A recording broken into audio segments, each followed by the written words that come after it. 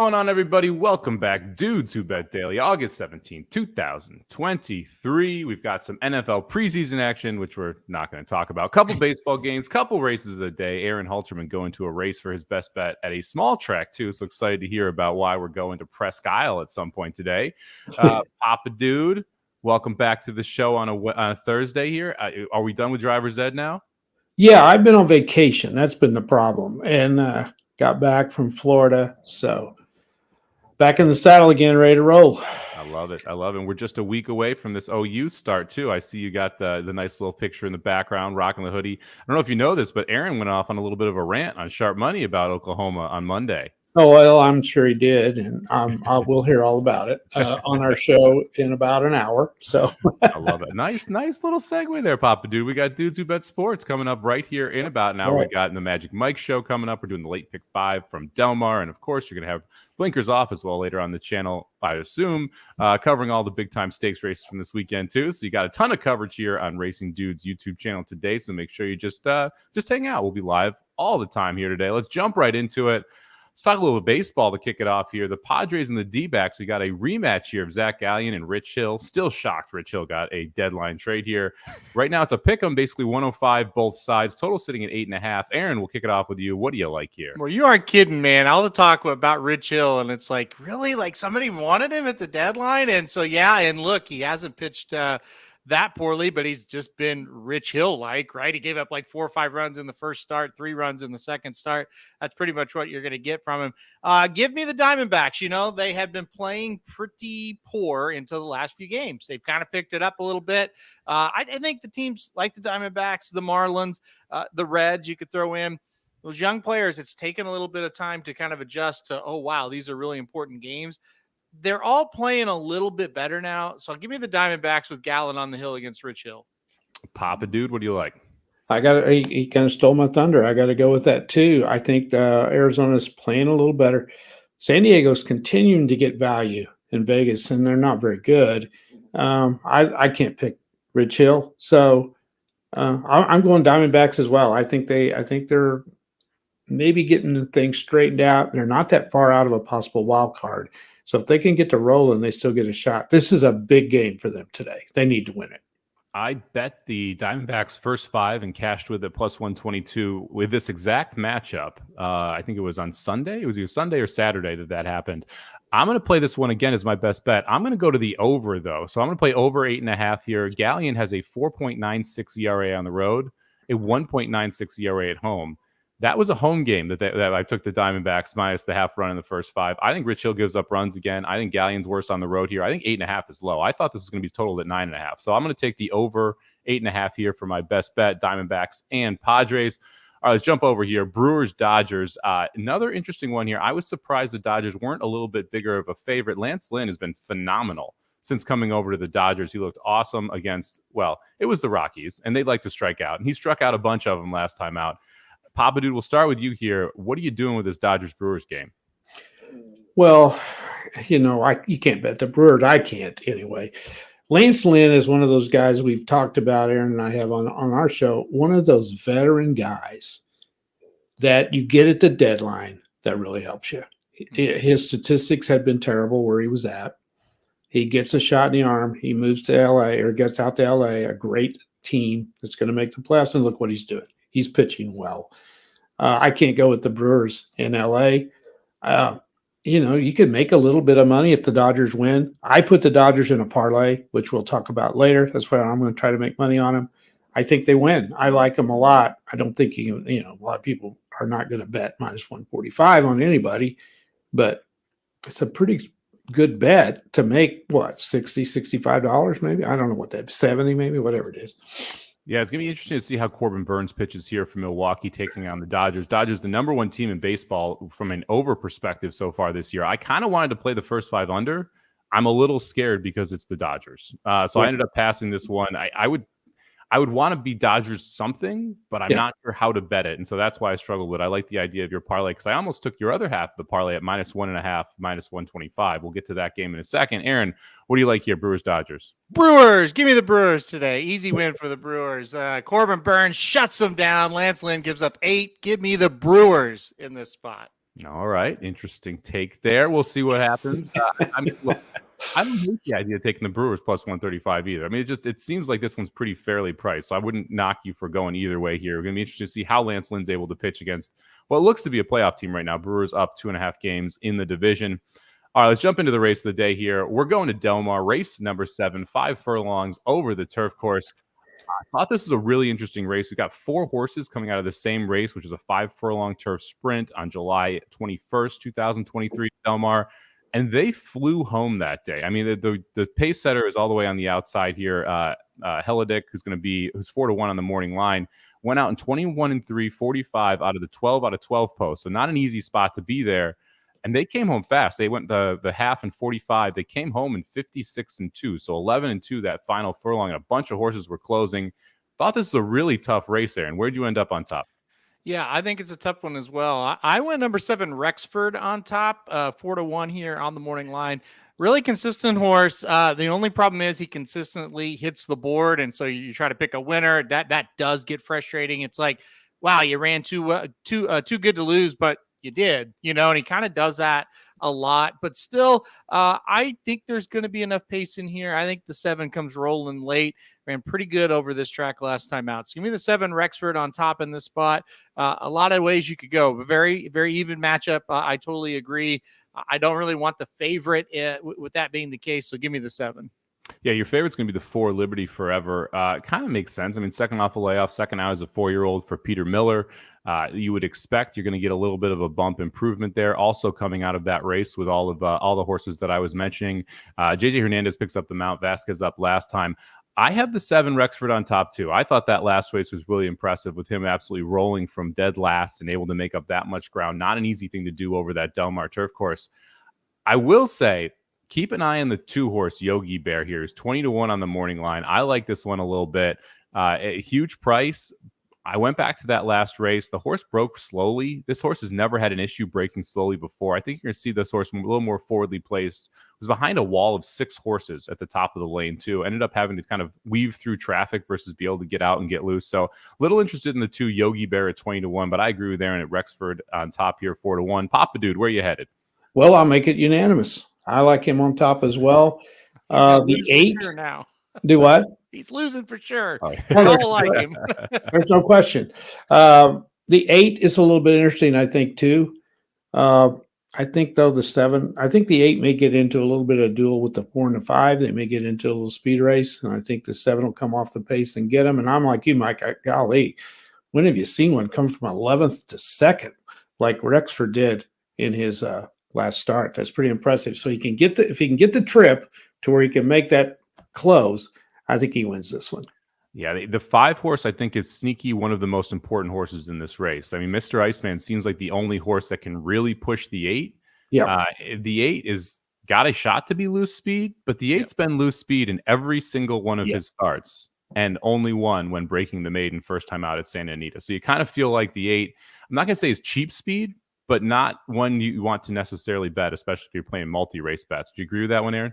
I do. I totally do. I think it's a horse you can get around. It's the classic, like, well, the pace might set up, so it's kind of a defensive use, but at the same time, I do think you can get around that horse a little bit.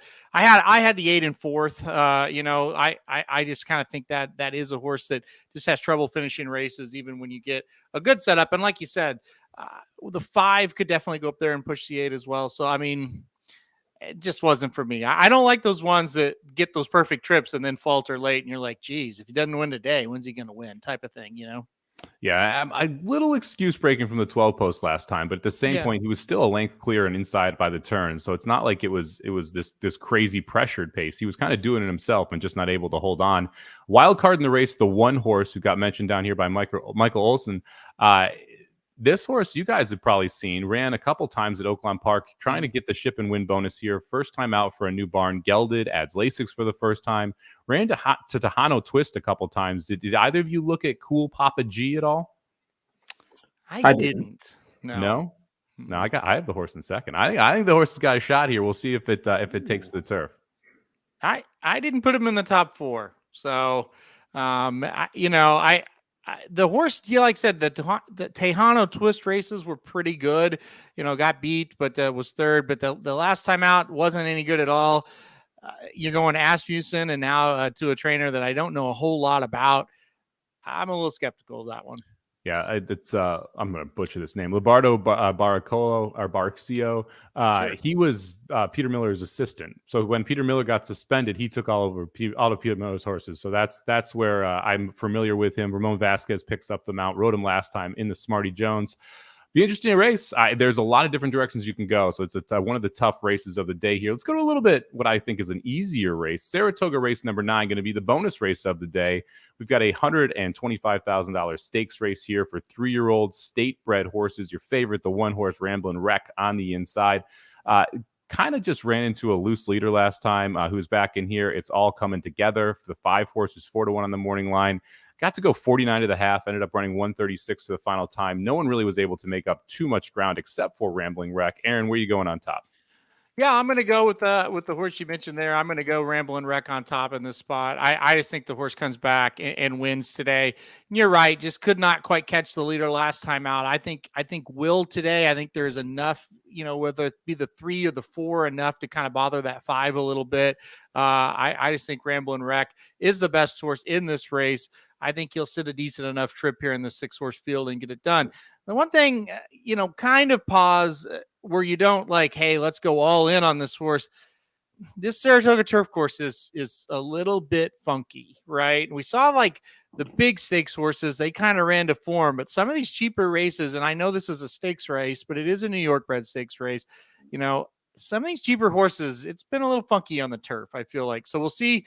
That's kind of my only pause, and that would be with any horse I would pick. It's like I'm not going to go crazy because it is a turf race, but I do think Ramblin' Wreck is the best horse in this one. Yeah, I have Rambling Wreck on top too. I'm a little interested in the 6 Let's Go Big Blue, 5-2 on the morning line, so not really taking a big step out here. A horse ran behind Spirit of St. Louis 2-back in a race that featured a ton of trouble. The replay is not available because of an issue one of the horses had. I thought ran really well last time out. They came home quickly in that race as well, went 112 to 6 furlongs, came home in 23 seconds for a 135 mile. I agree with Aaron. Like, there's a lot of pace in here. It feels like there's 2 or 3 horses that are going to want the lead, and that's going to make it a pretty easy situation for someone to come from off the pace. To me, that's the 1 or the 6, but I've got Rambling Wreck on top as well. Papa Dude, where are you going? Well, we're unanimous again. Oh, boy. I don't know when this has happened. I'm a little afraid of the 2 as well. But I think, just like you guys have analyzed perfectly, the 3, 4, and 5 are going to go. And if Rambling Wreck can sit in there 3rd or 4th, I think he can come and get him. I'm a little afraid of that 5 too if he can get loose, but I don't think they'll let him get loose this time. So I'm with you guys. I think the horse is better. He's been running in stakes races and running well. This is pretty similar to what he's been running in. So I think if everything works well, he should win this one. And we're still not fast and firm at Saratoga, so it was good yesterday. Races 5 and 9, or I'm sorry, 6 and 10 today off the turf. So we got 4 turf races, 2 off at Saratoga, so not back to firm quite yet. Pace not been great. If you wanted to come from off of it right now, especially going 2 turns at Saratoga, which also kind of plays to the 1 and the 6 here in my mind as well. 2 sweeps for the races of the day. I don't think that's ever happened before. All right, let's jump into the best bets here. We'll kick it off with Magic's. He's going to the Guardians, first 5 under. They're taking on the Tigers. Skirball on the mound for the Tigers, one of their big-time pitching prospects. Cleveland can't really hit. I'm assuming that's the main handicap here, that Skirball's going to be able to keep Cleveland down. So he's taking under 2.5, first 5 here for the Guardians. Papa Dude, let's go to your best bet. You teased half of it earlier. Okay, I hope this one comes in. I haven't got a best bet on here, and I don't know how long. But on the website page, I'm doing extremely well. But I cannot hit one here. And, I mean, I'm worried about one thing on this one, but the Mariners should beat the Royals today. Kirby's pitching. He's pitching extremely well. The Mariners are battling for a playoff spot. They're better. They should win. That's the one they'll probably miss. The thing that worries me on the Dodgers game, Aaron mentioned a while ago, is the Brewers pitcher. Burns is pitching. Burns, right? Yeah. Yep. He's pitching really well. And so that's an issue. He could go in there and hold the Dodgers down. But they're playing so well. We're getting plus 143. They're at home. It's tough to win in there. Milwaukee does not play well out on the West Coast. So I like the Mariners, Dodgers, and we're getting really good at plus 143. So let's hope we can hit one and break this losing streak. Yeah, I almost played the Mariners minus the 1.5, minus 125. I think they're a pretty good bet today, taking on the Royals. They played poorly in the first game of the series, almost came back to win, played well yesterday. We'll see if they can make it 2 out of 3 against the Royals. All right, we teased it earlier, Aaron. Yeah. You're headed to Presque Isle? He's digging low. Look, yeah, listen, here's the deal. Jared and I were talking, and he's like, you just have a knack for when the horses are really bad, the best of the bad ones. And I said, well, it's because I own a bad one, and so I handicap those races a lot. So, look, I'm going to go Presque Isle Downs race 2 today, the number 5 sidetracked. He's not great, but this is one of the worst fields I've really seen in a long time. If not today for sidetrack, I don't know when. You look at this horse. First of all, the conditions, $5,000 claimers going 1 mile for 3-year-olds and up, which have not won a race since February 17th, 2023. So that does lean for some bad horses. You might look at the 5 and go, gosh, hadn't won in a while. Well, none of them have. Look, I think this horse sits a good trip, gets the outside post. I think he'll sit in about 3rd or 4th up the backside, make a big move. Every time this horse runs, he certainly makes a move. He'll go from 5th to 2nd, or he'll make up 3 or 4 lengths, get from 5th to 3rd. I think today the horses in front of this one, they're just not very good. And I think it'll be a situation. The 3 has a slight lead over the 5 turning for home. And I think the 5 will go and get him today because none of these horses really like to finish. This 5-horse sidetrack is a horse that does pass other horses. He has proven that, where a lot of these other ones don't. So give me the 5 here at Presque Isle in the second race. I like this one quite a bit. You can make fun of me all you want, but whether it's a winner at Presque Isle or a winner at Saratoga, it all pays the same. That is correct. $1 is $1, no matter where you make it. So I don't hate the idea. I kind of like the little 5-3 exacta plug there as well that you like. I realize when you talk through it there, kind of he likes the 5-3 exact as well. So it may not be a terrible move there in the second at Presque Isle. Looks like I'm going to have to watch some racing from Pennsylvania. Yep.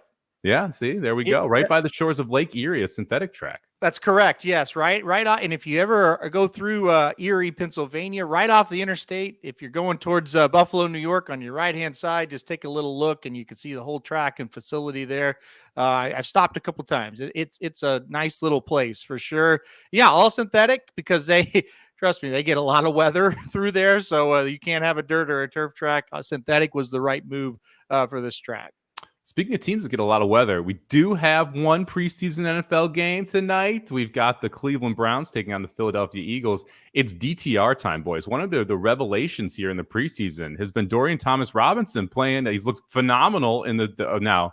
He has played the second half, so we do want to pump the brakes a little bit in the first 2 preseason games. So playing against 3rd and 4th stringers, he's starting tonight against the Eagles, most likely 2nd stringers. Sounds like Jalen Hurts is out. Any thoughts on this Eagles-Browns game? Or you can even watch it? Papa Dude, we'll start with you. No, I will not be watching it. Well, no, I don't have any thoughts. I don't know how to gauge those games. I mean, I was impressed with him in college, and he's kind of the prototypical quarterback we're looking at now. He's mobile, he can make some things happen. So I think he is interesting to watch for sure. So, if you like him, you might tune it in a little bit. But if Hurts isn't playing, you don't know what the Eagles are going to do. I don't know how they'll deal with it. I think I'd take the Browns maybe. I don't know.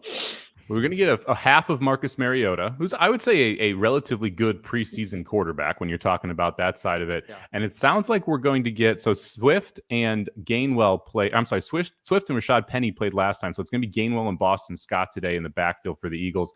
I played the over 17.5 first half. I kind of like Dorian Thomas-Robinson and Marcus Mariota as preseason quarterbacks who can put some points up.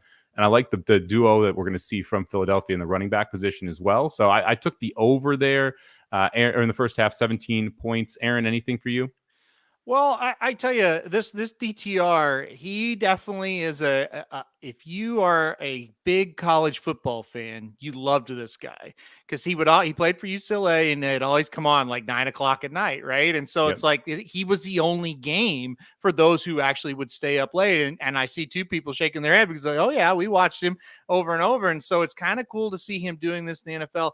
I wasn't really quite sure how he would translate, NFL wise, but he has a ton of talent. So I've got family in town from out of town, so I would probably watch it, but probably won't now because I'm sure we'll be doing something. But I am excited to see him. I've always liked him from the second he started at UCLA. I always he caught my eye as a guy that had talent. You mentioned the Pac-12, right? And those late games. Obviously, Pac-12 now, the Pac-4 next year. I think next year, 2 years. So it's a little bit of a mess. I'm going to go ahead and say something here.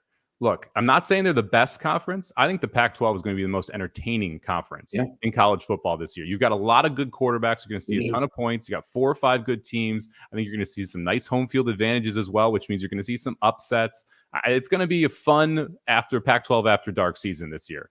Yeah. And it's the last one. That's what's sad. Hopefully, well, I guess there's still going to be schools on the West Coast. So we'll still get those, but I don't know what we're going to call them. It's not going to be Pac-12 after dark anymore after this year. A lot of talk here in the chat about Little League World Series. Yeah, you can bet Little League World Series. I actually have someone who sends me picks on the Little League's World Series. Listen, that ought to be illegal. That you don't like that, Papa? Don't get me started on it. I cannot stand to watch those damn interviews with those coaches. They make me puke. They're 12-year-old kids and they're on. Oh my God, it makes me sick. I think we've got a solid rant for dudes who bet sports a little bit later today, Aaron. If you want to throw Little League World Series betting lines in there, I think you're going to get a nice rant from Papa Dude. I think so. Yeah, I've just added that to the list. Yeah. All right, let's jump through the best bets of the day here and then take off. We've got Aaron going to Presque Isle Downs, race number 2, horse number 5. P.S. He also likes the 5-3 exacta if you didn't pick up on that. I'm going to go with the D-backs and the Padres over 8.5 today. Magic taking the Guardians team total first 5 under 2.5. Papa Dude taking the Mariners Dodgers parlay for plus 143, up $208 for the year. Hopefully we can extend that out this week. Thank you very much for joining us here on Dudes Who Bet Daily. Best of luck with all your bets across the sports and horse racing world. We'll see you back same time, same place tomorrow. Have a good one.